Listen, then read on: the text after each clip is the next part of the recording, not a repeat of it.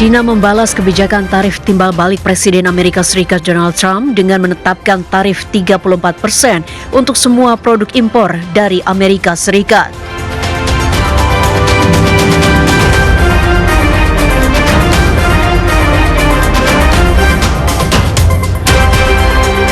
Perdana Menteri Kanada Mark Carney menyatakan bahwa tarif yang diberlakukan Presiden Amerika Serikat Donald Trump terasa berat, namun peluang tetap terbuka bagi Kanada.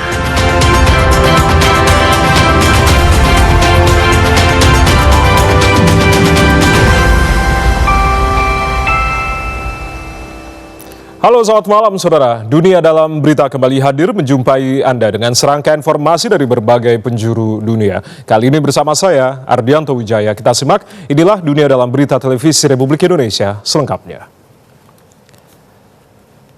Kita awal informasi Dunia Dalam Berita dengan menit utama terkait dengan Cina membalas kebijakan tarif Trump sebesar 34% untuk semua barang Amerika Serikat. Serangan Israel yang menewaskan 27 warga Palestina di Gaza, Turki menolak Amerika Serikat menyerang Iran dan upaya pencarian korban gempa di Myanmar.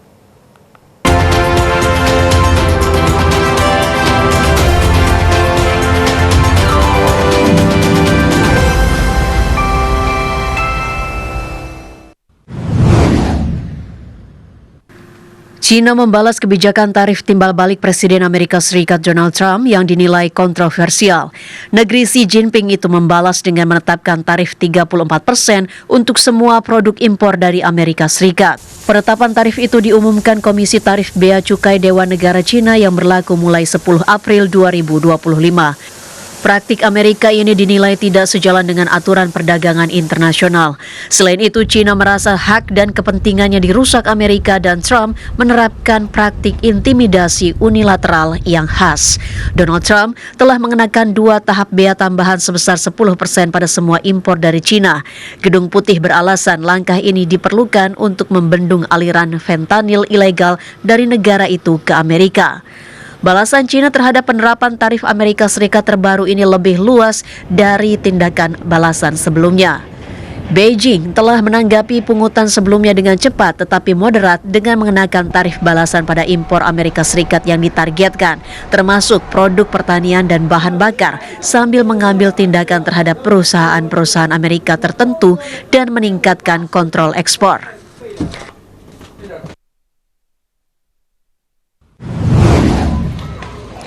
Warga Palestina di Gaza mendatangi lokasi serangan Israel pada sebuah gedung sekolah yang sebelumnya menjadi tempat pengungsian. Serangan militer Israel ini menewaskan sedikitnya 27 orang, termasuk wanita dan anak-anak. Sementara militer Israel kembali beralasan gedung sekolah di lingkungan Tufah digunakan sebagai pusat komando pejuang Hamas. Tuduhan Israel tersebut dibantah Hamas, justru korban serangan keji ini adalah warga sipil. Pasukan Israel terus bergerak ke wilayah Gaza Utara untuk memperluas zona keamanan. Sementara ratusan ribu warga Palestina telah meninggalkan rumah mereka dalam beberapa hari terakhir, menjadi salah satu eksodus massal terbesar dalam Perang Gaza. Sejak serangan Israel Oktober 2023 lalu, lebih dari 50 ribu warga Palestina tewas. Kota Gaza pun menjadi porak-poranda dan ditinggalkan penduduknya. Pengadilan Pidana Internasional ICC telah meminta Perdana Menteri Israel Benyamin Netanyahu ditangkap atas tuduhan kejahatan perang dan bertanggung jawab atas pembantaian warga Palestina di Gaza.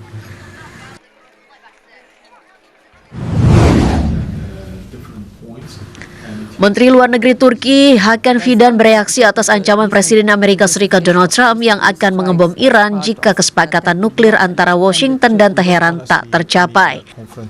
Di sela pertemuan tingkat Menlu NATO di Brussels, Fidan menegaskan Turki tidak tertarik dengan sumber instabilitas baru di kawasan. Turki lebih menginginkan negosiasi damai antara kedua belah pihak dan pihak-pihak terkait bisa tercapai. Presiden Amerika Serikat Donald Trump hari Minggu lalu mengeluarkan ancaman akan mengebom Iran secara besar-besaran jika Teheran menolak terlibat perundingan nuklir dengan Amerika Serikat. Pernyataan itu menjadi ancaman Trump paling keras terhadap Iran sejak menjadi presiden. Di hari yang sama, Presiden Iran Masoud Pezeshkian menolak bernegosiasi langsung dengan Amerika Serikat terkait program nuklir. Namun Pezeshkian telah mengirimkan tanggapan resmi terhadap surat Trump kepada pemimpin tertinggi Iran, Ali Khamenei, yang berisi permintaan untuk berunding secara langsung. Ia menegaskan Iran tidak menutup kemungkinan negosiasi tapi tidak secara langsung dengan Amerika Serikat. Jumlah korban tewas akibat gempa bumi di Myanmar meningkat menjadi 3.354 orang, sementara 4.850 lainnya terluka dan 220 orang belum ditemukan. Pencarian korban selamat terus dilakukan di kota Mandala yang dekat epicentrum gempa dengan bantuan tim penyelamat dari negara sahabat. Tim penyelamat terlihat membersihkan puing-puing di lokasi kompleks apartemen Sky Villa yang runtuh akibat gempa. Juru bicara Kantor Hak Asasi Manusia PBB mengatakan situasi kemanusiaan di daerah-daerah yang dilanda bencana, terutama yang berada di luar kendali militer, sangat buruk. Selain melakukan upaya pencarian dan pembersihan puing, para relawan juga membuka posko kesehatan untuk warga selamat. Salah satunya posko medis di dekat Istana Mandalay. Warga datang ke posko untuk memeriksa kesehatannya. Di posko ini terdapat para ahli medis penyakit dalam dan luar yang siap melayani warga yang sakit. Posko ini sangat bermanfaat karena rumah sakit setempat hanya melayani kondisi darurat.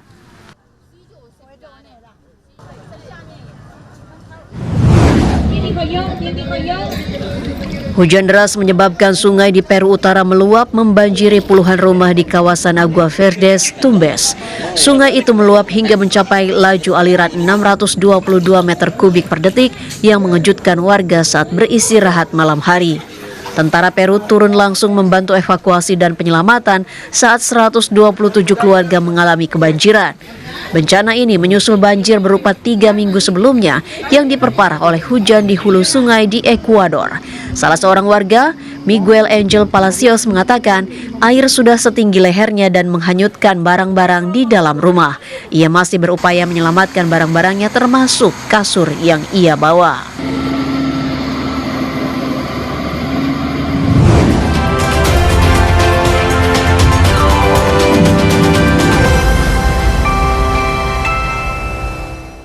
Kami akan kembali dengan sejumlah informasi lain, di antaranya Presiden Amerika Serikat Donald Trump menunda pelarangan media sosial TikTok dan memperpanjang tenggat penjualan operasionalnya di Amerika Serikat. Sesaat lagi, tetaplah bersama kami.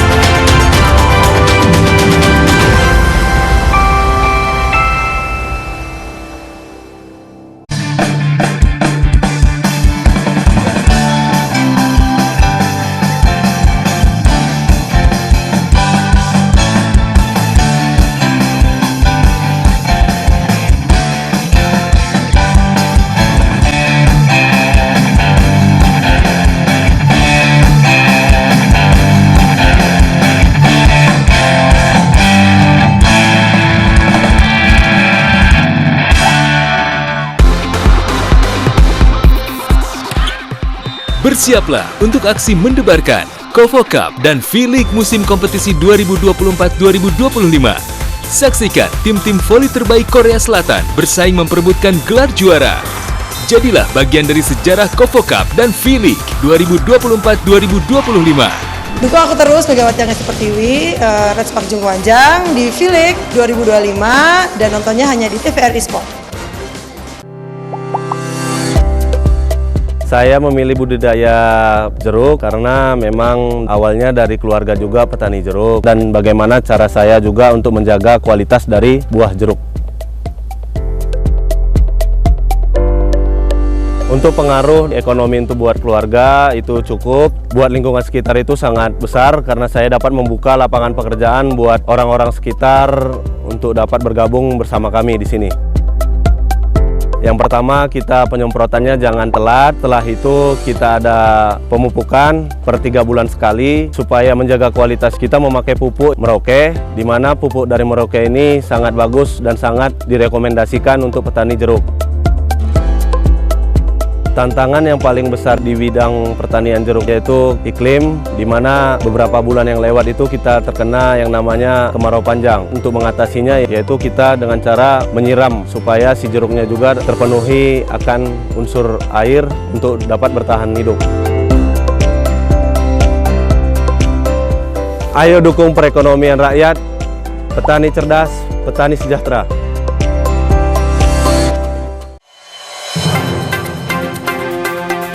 News Bulletin, but the latest information from around the globe. Live reports and in-depth analysis, the latest Mahmoud Yusuf, happenings. a resident of Rafah, said that America is the main enemy for the Palestinian people. Divert their attention from trauma and recover their mental condition. The fire, which scorched 26 duplex houses in Puwatu Subdistrict, World Today, daily, only on TVRI World.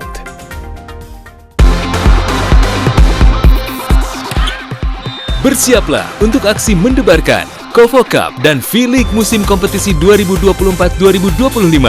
Saksikan tim-tim voli terbaik Korea Selatan bersaing memperebutkan gelar juara. Jadilah bagian dari sejarah Kovo Cup dan V-League 2024-2025. Dukung aku terus Megawati Angga Pertiwi, Red Spark Jungkwanjang di V-League 2025 dan nontonnya hanya di TVRI Sport.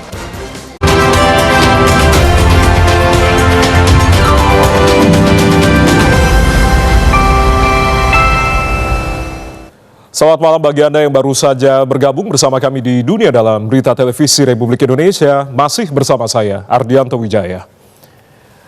Saudara, penerapan tarif impor oleh Presiden Amerika Serikat Donald Trump memicu respon beragam dari sejumlah negara mitra.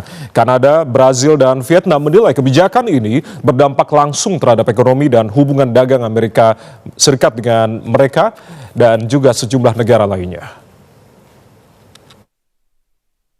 Perdana Menteri Kanada Mark Carney menyatakan bahwa tarif yang diberlakukan Presiden Amerika Serikat Donald Trump terasa berat, namun peluang tetap terbuka bagi Kanada. Hal ini disampaikannya saat mengunjungi pabrik otomotif di Woodbridge, Ontario. Carney mengatakan pemerintah akan mengambil 3 langkah utama dalam menghadapi situasi ini, yakni melawan, melindungi, dan membangun industri. Ekonom Brasil Gilberto Braga menyatakan bahwa kebijakan tarif besar-besaran Amerika Serikat dapat menjadi keuntungan relatif bagi Brasil meskipun Donald Trump memberikan tarif 10% atas ekspor Brasil ke Amerika Serikat. Braga menjelaskan bahwa kapasitas Brasil sebagai produsen dan pengekspor besar berbagai komoditas membuka peluang untuk tampil sebagai alternatif ekonomi global di tengah penutupan akses pasar Amerika Serikat bagi negara-negara lain yang dikenai tarif tinggi. Warga Vietnam mulai mengevaluasi dampak dari kenaikan tarif hingga 46% terhadap produk ekspor Vietnam ke Amerika Serikat. Seorang warga Hanoi, Lee Tung Truk, menyatakan bahwa kebijakan Trump terkesan menyerang Vietnam. Dalam beberapa pekan terakhir, Vietnam telah mengumumkan sejumlah langkah untuk meredakan ketegangan, termasuk meningkatkan impor dari Amerika Serikat guna mengurangi surplus perdagangan. Selain itu, pemerintah Vietnam juga memberikan izin kepada SpaceX milik Elon Musk untuk menguji coba layanan internet satelit Starlink di negara tersebut. Beralih dari sorotan terkait dengan tarif impor, Presiden Amerika Serikat Donald Trump menunda pelarangan media sosial TikTok dan memperpanjang tenggat penjualan operasionalnya di Amerika Serikat. Langkah ini diambil di tengah negosiasi yang masih berlangsung dengan China. Presiden Amerika Serikat Donald Trump memperpanjang tenggat waktu selama 75 hari bagi perusahaan teknologi asal Cina ByteDance untuk menjual aset TikTok di Amerika Serikat kepada pembeli non-Cina. Sementara tenggat sebelumnya ditetapkan berakhir pada Sabtu berdasarkan regulasi di Amerika Serikat. Trump menyampaikan perpanjangan diperlukan karena kesepakatan tersebut masih membutuhkan sejumlah persetujuan. Sang presiden juga mengungkapkan harapan agar negosiasi dengan China dapat terus berjalan dengan itikat baik, meski menyadari bahwa Beijing tidak senang dengan kebijakan tarif yang baru saja diberlakukan. Saat ini produk impor Cina dikenakan tarif sebesar 54%. Trump mengindikasikan kesediaan untuk menurunkan tarif tersebut sebagai bagian dari kesepakatan terkait penjualan TikTok. Pemerintah Amerika Serikat disebut tengah berkomunikasi dengan 4 kelompok calon pembeli TikTok meski tidak dirinci siapa saja pihak yang terlibat. Trump menegaskan bahwa pemerintah tidak menginginkan layanan TikTok dihentikan di negaranya. Aplikasi TikTok telah kembali tersedia di toko aplikasi Apple dan Google di Amerika Serikat setelah penundaan ini. TikTok sebelumnya sempat tidak dapat diakses pada Januari lalu seiring diberlakukannya undang-undang yang mewajibkan ByteDance untuk menjual aset TikTok atau menghadapi pelarangan total atas alasan kekhawatiran terhadap keamanan nasional dan pengaruh algoritma. TikTok membantah tuduhan tersebut dan menegaskan tidak pernah dan tidak akan membagikan data pengguna. Sejumlah negara juga telah mengambil langkah terhadap TikTok. Inggris, Kanada, dan Uni Eropa membatasi penggunaan aplikasi hanya pada perangkat pemerintah. Namun beberapa negara seperti India, Iran, Afghanistan, Senegal, Albania, dan Nepal telah melarang TikTok sepenuhnya dengan alasan keamanan nasional. Kita beralih ke Korea Selatan, Saudara. Pemakzulan Presiden Yoon Suk Yeol yang disahkan Mahkamah Konstitusi Korea Selatan memicu beragam reaksi. Pendukung Presiden Yoon menolak putusan yang mereka anggap sebagai bentuk ketidakadilan, sedangkan warga pro-demokrasi merayakan keputusan tersebut sebagai kemenangan demokrasi. Ribuan pendukung Presiden Yoon Suk Yeol menggelar aksi protes di pusat kota Seoul pada Sabtu menolak keputusan Mahkamah Konstitusi yang resmi memakzulkan Yoon dari jabatannya. Massa membawa bendera Korea Selatan dan Amerika Serikat serta menyuarakan kekecewaan dan kemarahan mereka terhadap putusan yang dianggap tidak adil. Mereka khawatir dengan masa depan Korea Selatan pasca putusan Mahkamah Konstitusi yang dinilai tidak adil. Mereka tetap menganggap pemakzulan tidak sah dan menolak pemilihan umum dadakan. Sementara itu, masyarakat Korea Selatan pro-demokrasi ikut tumpah ruah ke jalanan Seoul pada Jumat malam untuk merayakan putusan Mahkamah Konstitusi yang resmi memakzulkan Presiden Yoon. Para demonstran terlihat membawa poster bertuliskan, "Mari bangun pemerintahan demokratis," sambil menyanyi, menari, dan meneriakkan yel-yel penuh semangat. Aksi ini mencerminkan harapan lahirnya era baru yang lebih demokratis sekaligus menjadi kontras terhadap gelombang protes dari kubu pendukung Yoon. Suasana perayaan ini menjadi klimaks dari ketegangan politik yang telah berlangsung selama berbulan-bulan. Pemakzulan Presiden Yoon yang dipicu oleh deklarasi darurat militer yang kontroversial kini membuka jalan bagi pemilu presiden baru dalam waktu 60 hari. Sementara itu, Perdana Menteri Han Duck-soo akan bertugas sebagai penjabat Presiden. Bergeser ke Korea Utara kembali menampilkan kekuatan militernya. Pemimpin Korea Utara Kim Jong-un menyaksikan berbagai latihan tempur dan mencoba senjata baru yang dikembangkan dalam negeri di pangkalan khusus.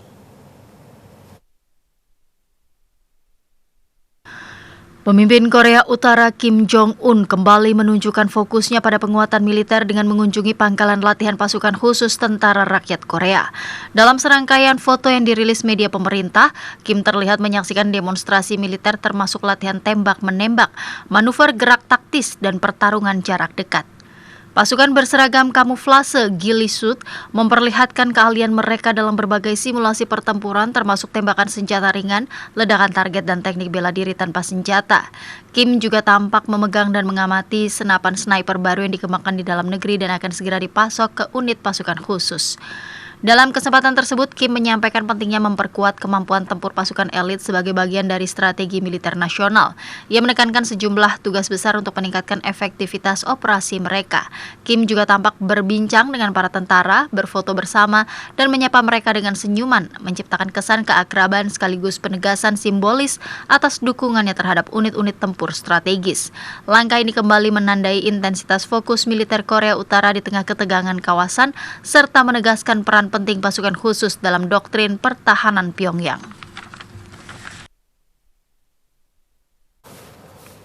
Informasi olahraga akan kami hadirkan usai jeda berikut ini. Di antaranya, brace atau 2 gol Cristiano Ronaldo membawa Al Nassr menang 3-1 atas Al Hilal. Sengkapnya usai jeda.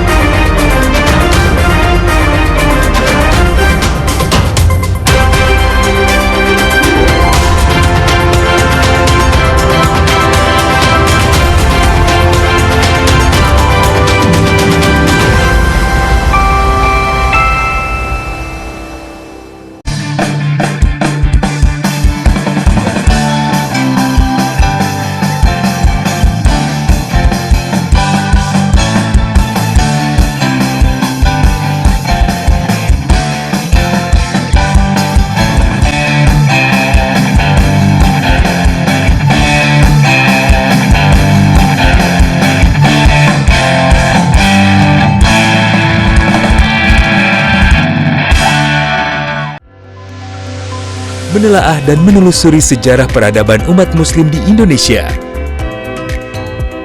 Membahas perkembangan dan penyebaran agama Islam di bumi Nusantara. Untuk dijadikan sebagai bangunan benda cagar budaya. Kemudian akan berakhir kemana? Atau kalau dalam filosofi Jawa itu sangkan paraning dumadi. Jejak Islam setiap hari pukul 4 waktu Indonesia Barat. Kalau Allah tidak lakukan ini, saya tidak akan beribadah segini. Ada yang seperti itu. Betul. Nah, ini dia tidak memahami hakikat penghambaan. Jadi kalau kita misalnya meminta kepada Allah, ya Allah berikan aku tempat yang berkah. Kita itu tidak bisa lepas dari berhubungan dengan Allah.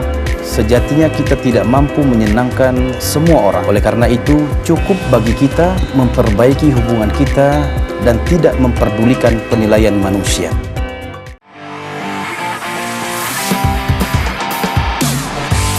Anda pecinta olahraga? Perbaharui informasi Anda seputar dunia olahraga dengan menyaksikan Monitor Olahraga. Saksikan Monitor Olahraga setiap hari pukul 00 waktu Indonesia Barat di TVRI Nasional dan TVRI Sport.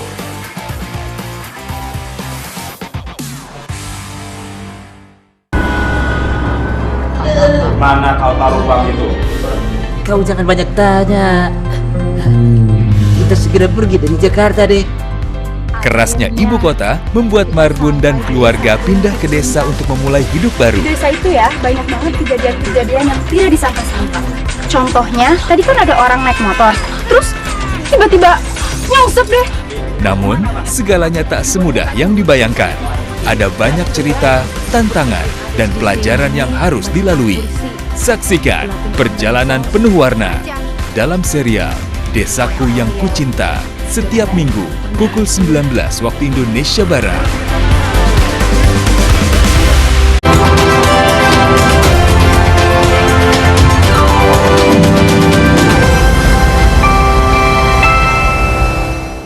Ada masih di dunia dalam berita, kita beralih ke informasi olahraga. Al Nassr meraih kemenangan penting kala bertandang ke markas Al Hilal. Brace atau 2 gol Cristiano Ronaldo membawa Al Nassr menang 3-1 atas Al Hilal. Kesebelasan Al Nassr bertandang ke Kingdom Arena, Riyadh, Arab Saudi di laga lanjutan Liga Pro Arab Saudi menghadapi Al Hilal. Al Nassr langsung menurunkan mega bintangnya, Cristiano Ronaldo, sebagai starter, berduet dengan John Duran di lini depan. Babak pertama berlangsung alot, hingga akhirnya tim tamu membuka keunggulan lewat Ali Al-Hassan. Pada masa injury time, tembakan melengkungnya tidak kuasa dihentikan Yesi Bono. Babak pertama ditutup dengan kemenangan Al Nassr 1-0. Di babak kedua, Cristiano Ronaldo mengubah skor menjadi 2-0, 2 menit selepas turun minum memanfaatkan umpan Sadio Mane. Unggul 2 gol Al Nassr sedikit lengah. Al Hilal yang terus menyerang mendapatkan gol balasan pada menit ke-62 berkat sundulan Ali Al-Bulahi. Namun Al Nassr mendapat gol ketiganya di menit-menit akhir, tepatnya di menit ke-88. Wasit menghadirkan penalti karena handball Mauteb Al-Harbi.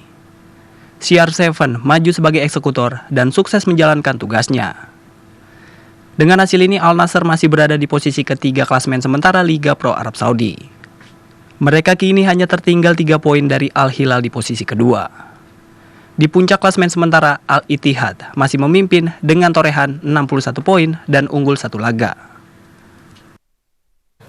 Bek tengah veteran asal Jerman Mats Hummels resmi mengumumkan akan pensiun dari sepak bola profesional di akhir musim. Bek tangguh yang pernah mengangkat trofi Piala Dunia ini menutup karir panjangnya dengan sederet prestasi gemilang baik di level klub maupun tim nasional. Legenda lini belakang Jerman, Mats Hummels mengumumkan akan gantung sepatu di akhir musim ini.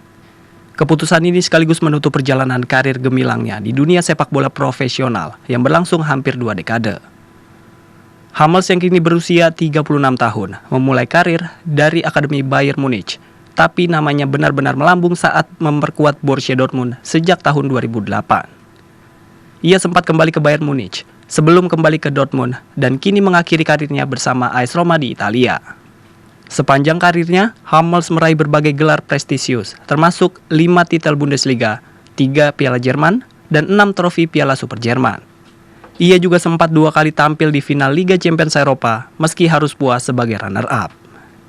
Di level internasional, Hummels tampil 78 kali bersama timnas Jerman dan menjadi bagian dari skuad juara Piala Dunia 2014 di Brazil.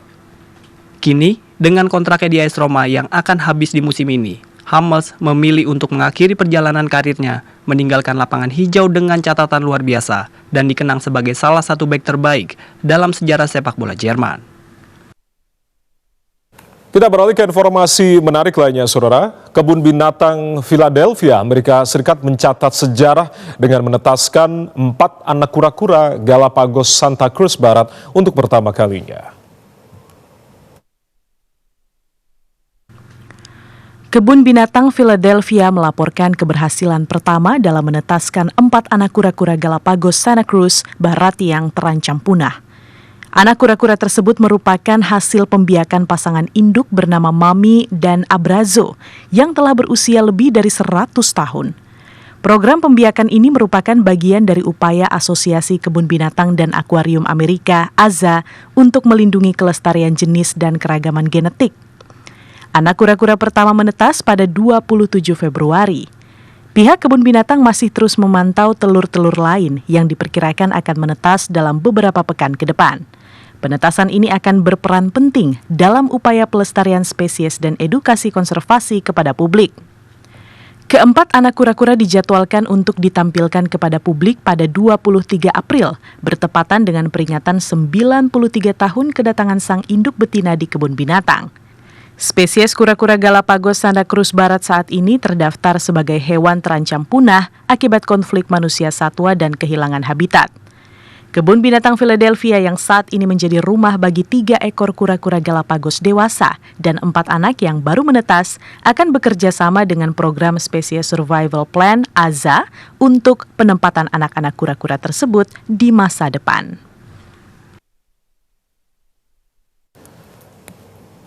Informasi dari kura-kura langka tadi menjadi bagian akhir jumpa kita di Dunia Dalam Berita edisi kali ini. Saya Ardianto Wijaya, mewakili teman-teman yang bertugas mengucapkan terima kasih atas kebersamaan Anda. Tetap saksikan TVRI, media pemersatu bangsa. Selamat malam dan sampai jumpa.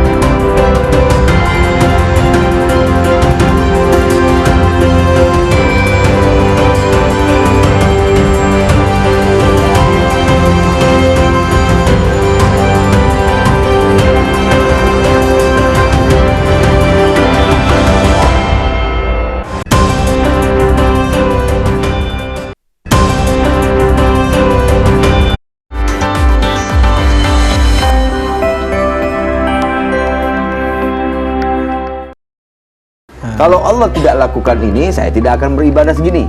Ada yang seperti itu. Betul. Nah, ini dia tidak memahami hakikat penghambaan.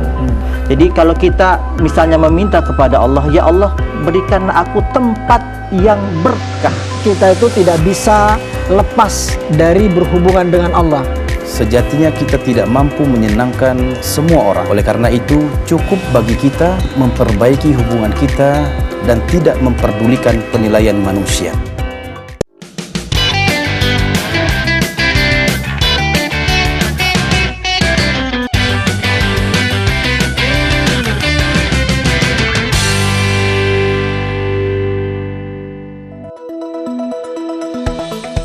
Halo pemirsa, apa kabar? Senang sekali kami bisa bertemu kembali dengan Anda semua di akhir pekan ini bersama VOA Reportase Weekend dari studio kami di Washington DC. Bersama saya Ian Umar dan Aryatna Budianto. Apa kabar pemirsa? Semoga dalam keadaan sehat walafiat, dan bagi Anda yang sedang menjalankan ibadah puasa, semoga puasanya lancar ya selama bulan suci Ramadan ini. Kalau saya sih ya masih agak kagok ya, tadi bangunnya masih agak susah, atau tadi barusan nyampe studio biasanya ada kopi atau air gitu ya di dalam mug gitu ya. Ini kok nggak ada? Oh iya, sudah puasa. Masih baru mulai dan mudah-mudahan semuanya juga berjalan dengan lancar. Dan tentunya di Reportase Weekend kami ada berbagai liputan yang ingin kami sampaikan kepada Anda semua. Di kawasan ibu kota Amerika, satu-satunya restoran Indonesia menawarkan sajian yang tidak hanya otentik namun juga halal. Artarini Indonesian Restaurant menjadi pilihan kuliner halal bagi warga Muslim yang menjalankan puasa. Warga Arab sudah bermigrasi ke Amerika Serikat sejak puluhan bahkan ratusan tahun yang lalu. Tapi mereka masih menghadapi prasangka di negeri Paman Sam ini. Museum Nasional Arab Amerika di Dearborn, Michigan berupaya menghapus persepsi negatif tersebut. Tidak hanya di Indonesia, komunitas Muslim di Houston, Texas juga mengadakan pesantren kilat untuk anak-anak dan remaja. Masjid Diaspora Indonesia ini mengadakan pesantren kilat sejak tahun 2009. Sistem pengajaran dibuat dengan melibatkan permainan dan storytelling agar mereka, pesertanya, tidak merasa bosan.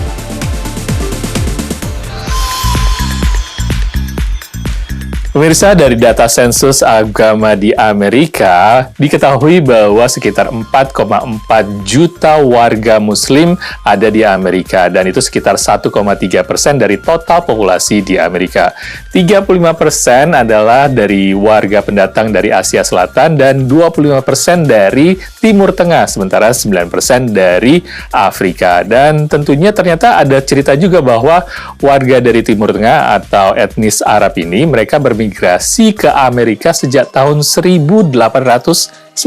Ya betul, dan walaupun sudah ratusan tahun berada di Amerika Serikat pemirsa, warga keturunan Arab di Amerika Serikat masih sering menghadapi apa yang namanya stereotipe ataupun juga pandangan sinis gitu ya, pandangan stereotip yang negatif terhadap mereka. Nah ini berupaya untuk dibalik atau berupaya untuk diedukasi oleh sebuah museum di Dearborn, Michigan. Dearborn, Michigan merupakan salah satu kota dengan konsentrasi warga keturunan Arab terbesar di Amerika Serikat.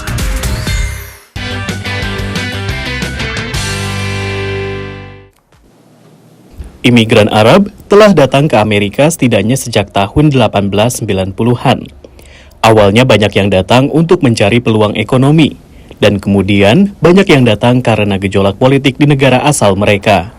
Di Museum Nasional Arab Amerika di Dearborn, Michigan, kita diajak menyelami bagaimana imigran ini jadi bagian dari masyarakat Amerika. We communicate the Arab American narrative in the voices of Arab Americans. They express their experiences in their own words.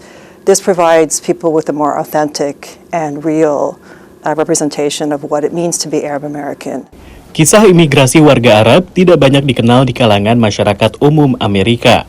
Yang diketahui orang Amerika tentang orang Arab seringkali hanya berdasarkan stereotip negatif.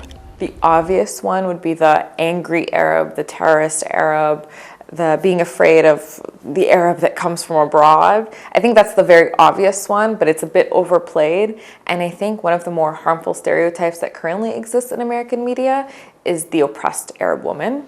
Museum ini menceritakan